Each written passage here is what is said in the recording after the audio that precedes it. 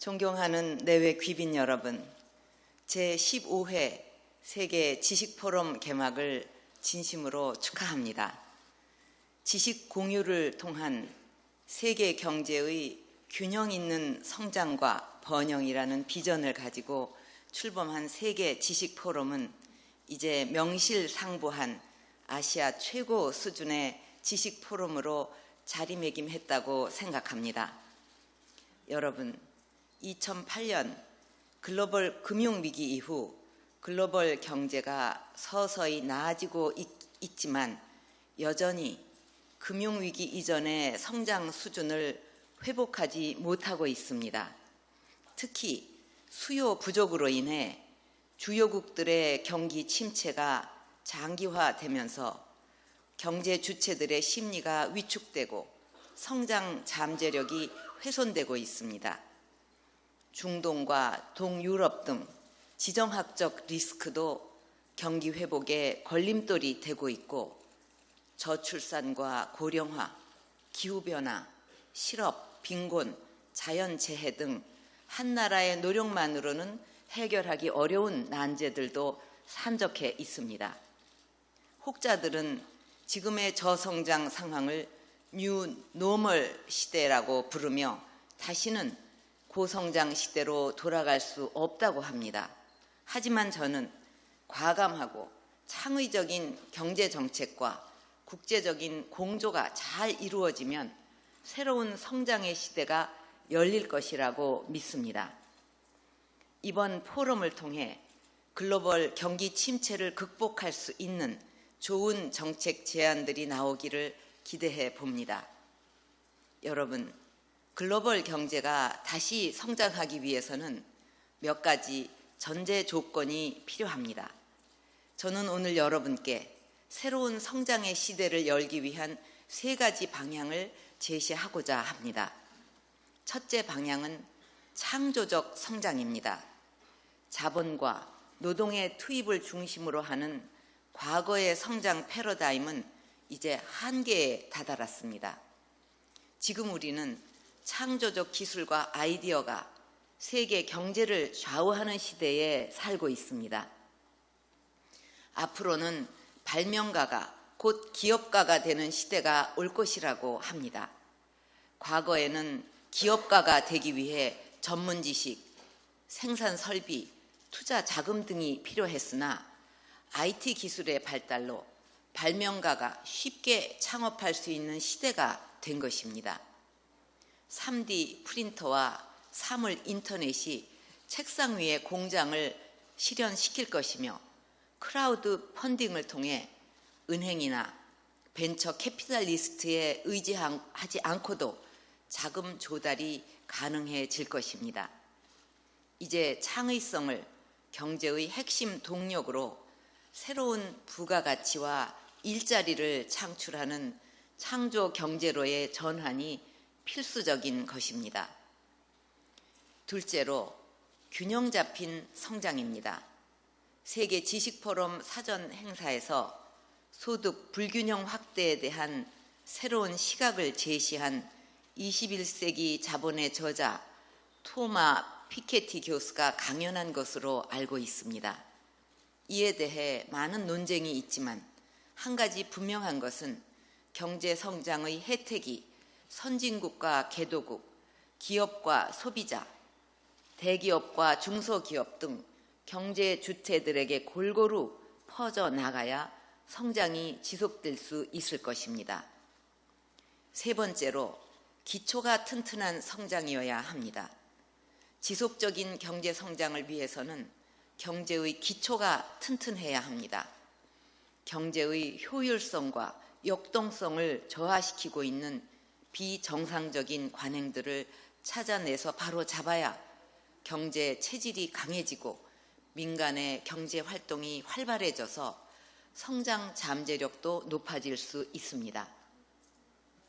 내외 귀빈 여러분, 한국 경제 역시 과거 빠른 성장을 이루었으나 최근 들어 성장률 둔화와 고용 없는 성장, 양극화 등의 문제가 드러나고 있습니다.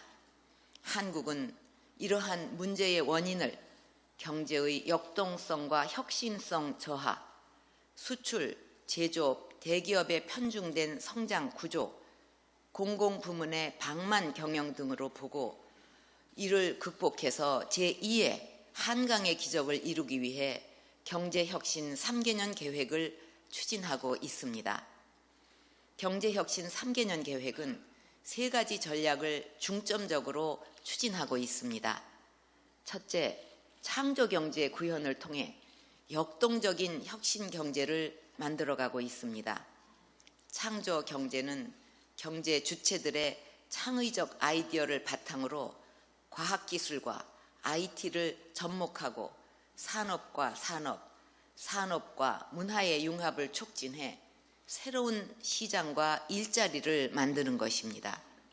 한국은 온라인 창조경제 타운과 전국 각지의 창조경제혁신센터를 통해 국민들의 창의적인 아이디어를 체계적으로 발굴해서 창업으로 연결시키는 체제를 구축하고 담보가 없이도 아이디어와 기술만으로 투자를 받을 수 있는 금융 시스템을 만드는 등 창조경제 생태계 조성을 경제의 최우선 과제로 추진하고 있습니다.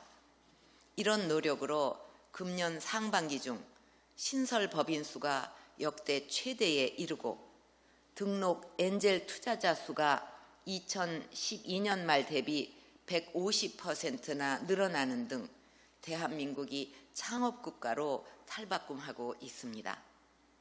둘째, 수출과 내수, 제조업과 서비스업, 대기업과 중소 중견기업의 균형 있는 성장을 통해 성장의 저변을 확대하고 있습니다. 내수 활성화를 위하여 투자의 가장 큰 장벽인 규제를 과감히 철폐하는 데 최우선순위를 두고 있습니다.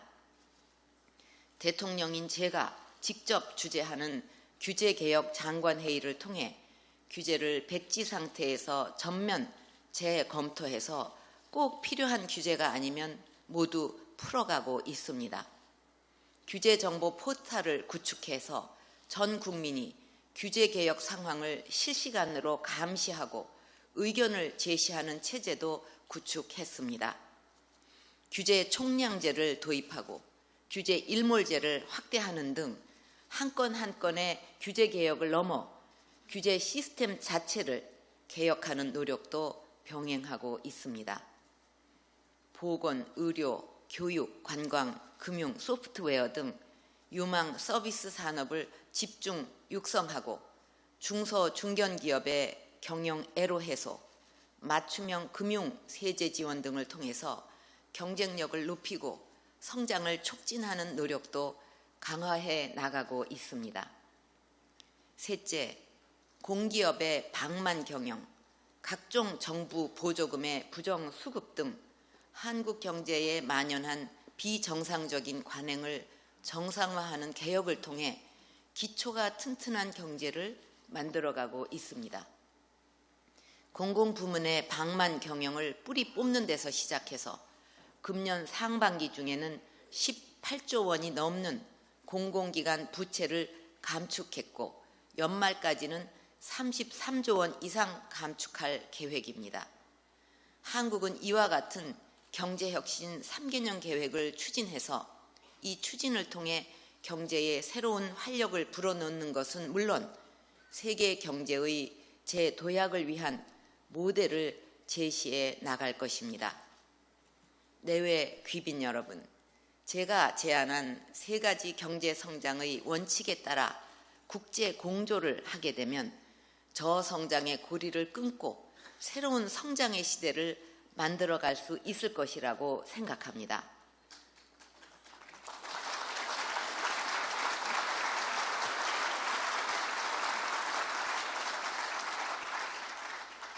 앞으로 사흘간 펼쳐질 세계 지식 포럼에서 세계 석학들의 강연과 다양한 토론을 통해 새로운 성장의 시대를 여는 소중한 열쇠를 찾을 수 있기를 바랍니다.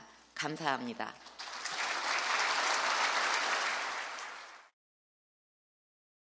언제나 조국과 민족을 생각하는 박정희 대통령은 나의 조국이란 노래 속에 그 마음을 담았습니다.